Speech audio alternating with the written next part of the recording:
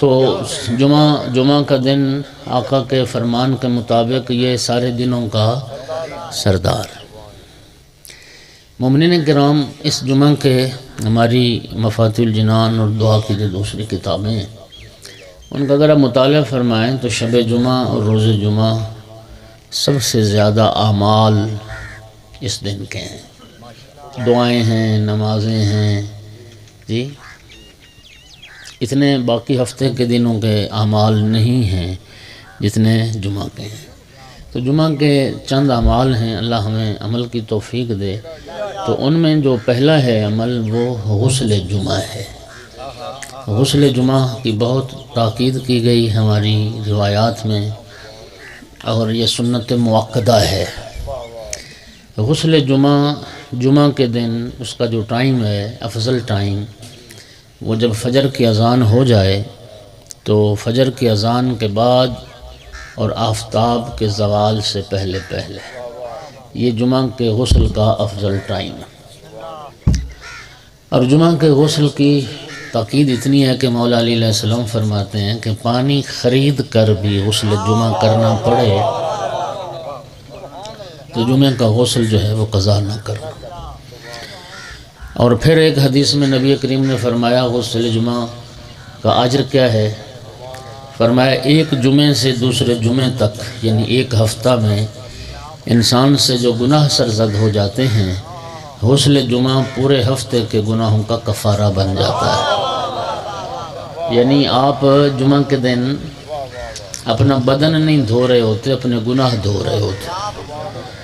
اچھا، اور تیسری حدیث سرکار کی پڑھ رہا ہوں غسل جمعہ کی اہمیت کے بارے میں۔ سرکار نے فرمایا کہ جو بندہ مسلسل 40 جمعے غسل جمعہ کی پابندی کرے، کتنے جمعے؟ 40، یہ ایک سال بھی نہیں بنتا، 10 ماہ کے لگ بھگ یہ عرصہ بنتا ہے۔ یعنی ہر جمعے 40 جمعے مسلسل جو غسل جمعہ کی پابندی کرے تو رسول اللہ نے فرمایا انشاءاللہ مرنے کے بعد جب قبر میں جائے گا تو اس کا بدن بوسیدہ اور خراب نہیں ہوگا۔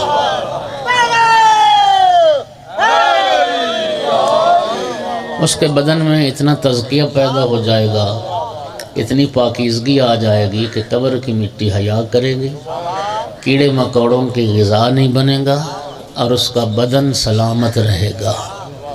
جو 40 جمعے پابندی کرے، اور جو مومن ہمیشہ ہی غسل جمعہ کا پابند رہے گا تو پھر طہارت بدن کہاں پہنچ جائے گی۔ لہٰذا مومنین اس کو کبھی آپ نے چھوڑنا نہیں ہے، پابند بنے غسل جمعہ کے۔ اگر کسی وجہ سے زوال سے پہلے تک غسل نہیں کر سکا تو غروب آفتاب تک بھی غسل کر سکتا ہے۔ توجہ ہو رہی حضرات؟ تو غسل جمعہ یہ پہلی چیز ہے۔ ہاں، اگر زوال سے پہلے آپ غسل جمعہ کرتے ہیں تو جس طرح غسل جنابت کر لینے کے بعد نماز پڑھنی ہو تو دوبارہ وضو کرنے کی ضرورت نہیں ہے۔ آیت اللہ سیستانی کا فتویٰ یہ ہے کہ غسل جمعہ کر لینے کے بعد بھی نماز پڑھنے کے لیے دوبارہ وضو کی ضرورت نہیں ہے۔ اور غسل کا طریقہ تو آپ سارے جانتے ہیں، اگر ناراض نہ ہوں تو میں بتا دوں طریقہ بھی۔ ممکن ہے کوئی دوست شرم کی وجہ سے نہ پوچھتا ہو، ہاں جی، تو اس لیے میں عرض کر دیتا ہوں تاکہ سب کو، جتنے بھی غسل ہیں نا جی، جنابت کا غسل ہے، جمعہ کا غسل ہے، عیدین کا غسل ہے، یعنی حتیٰ میت کو انسان جب مس کر لیتا ہے تو غسل مس میت واجب ہو جاتا ہے۔ اچھا، عورتوں کے جو غسل ہیں ان سب کے نا غسل کا طریقہ جو ہمارے ہاں رائج ہے، ویسے 2 طریقے ہیں۔ ایک طریقہ تو ہے جو لوگ نہر پر غسل کرنا چاہیں یا بہت بڑا حوض ہو، ڈبکی لگائے اور پورا بدن اس کا پانی میں چلا جائے تو اس کو کہتے ہیں ارتماسی غسل۔ اب ارتماسی عربی کا لفظ ہے، آپ ڈبکی والا، ٹبی سیدھا، ہاں جی، نیت کر کے کہ میں غسل جمعہ کرتا ہوں قربۃ اللہ، ٹبی لگائی، سارا بدن پانی کے اندر چلا گیا، بدن میں کوئی چیز مطلب ویسی انگوٹھی یا کوئی چیز ہو جو پانی پہنچنے سے مانے ہو، یا تو اس کو بندہ اتار لے یا اس کو حرکت دے لے تاکہ پانی سارے بدن کے حصوں تک پہنچ جائے۔ لیکن ہمارے یہاں عموماً یہ نہیں، عموماً تو یہی گھر میں موٹر ہے، نلکا ہے، ٹوٹی ہے، بالٹی ہے، لوٹا ہے، اس سے جو ہم غسل کرتے ہیں نا جی، وہ غسل ترتیبی کہلاتا ہے۔ تو نیت آپ نے صرف بدلنی ہے، غسل جمعہ کرتا ہوں، غسل جنابت کرتا ہوں، غسل عید کرتا ہوں، قربتاً اللہ کر کے پہلے آپ نہا دھو لیا، پھر نیت کر کے پہلے سر اور گردن پہ 1 لوٹا ڈالیں، 2 ڈالیں، 3 ڈالیں، سر اور گردن کو دھو لیا، پھر بدن کا دایاں حصہ آگے پیچھے سے سارا، پھر بدن کا بایاں حصہ آگے پیچھے سے سارا، تو یہ آپ کا غسل ہو گیا۔ انسان ظاہر ہے نہاتے تو ہیں ہم لوگ الحمدللہ، تو جمعہ کے دن اس غسل جمعہ کی نیت سے جب آپ غسل کریں گے کفارہ گناہ بھی بنے گا، بدن میں تزکیہ بھی پیدا ہوتا ہے۔ ایک صلوات اللہ اکبر یا رسول اللہ یا علی صاحب کی صحت و سلامتی، اپنی دعاؤں کی قبولیت اور امام زمانہ علیہ السلام کی آمد کے لیے بآواز بلند صلوات۔ اللہم صلی علی محمد و آل محمد۔ توجہ ہو گئی حضرات؟ دوسرا جو عمل ہے جس کی عابدی صاحب کوشش کر رہے ہیں وہ نماز جمعہ ہے۔ نماز جمعہ ہفتے میں ظاہر ہے 1 جمعہ ہوتا ہے، تو ہفتے میں 1 نماز آتی ہے، اس کا اجر اتنا ہے آپ حیران ہو جائیں گے۔ میں حدیث پڑھنے لگا ہوں رسول اللہ کی ذمہ داری سے۔ ایک نبی پاک کا صحابی آقا کے پاس آیا، یا رسول اللہ میرا بڑا دل کرتا ہے میں حج کروں، لیکن میرے پاس اتنی پونجی نہیں، سرمایہ ہی نہیں میں حج پہ جا سکوں، تو کہ میں حج کے ثواب سے محروم رہ جاؤں گا؟ رسول اللہ نے فرمایا نہیں، تم محروم نہیں رہو گے، میری امت کے غریبوں کا حج نماز جمعہ ہے۔ میری امت کے فقراء اور مساکین کا حج نماز جمعہ ہے، تو نماز جمعہ میں شرکت کیا کر، اللہ ثواب دے گا حج کا، ایک حج کا ثواب۔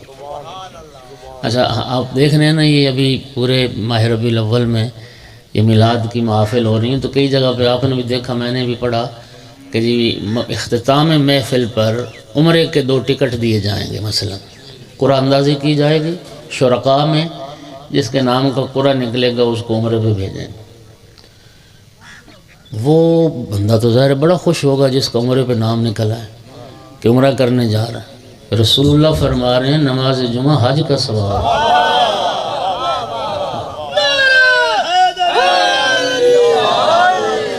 اچھا اس حج کے ثواب پہ ٹائم کتنا لگتا ہے؟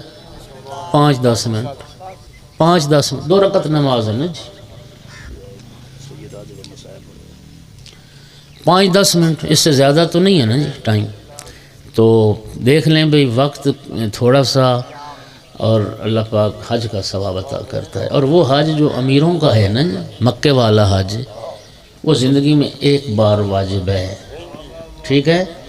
اور اللہ پاک نے جو امت پیغمبر کے فقراء اور مساکین ہیں ان کے لیے مہینے میں 4 حجوں کا ثواب رکھا ہے۔ تو یہ دوسرا عمل۔ تیسرا جو عمل ہے شب جمعہ اور روز جمعہ، امام صادق علیہ السلام فرماتے ہیں وہ آپ سورہ جمعہ کی تلاوت کریں، سورہ جمعہ۔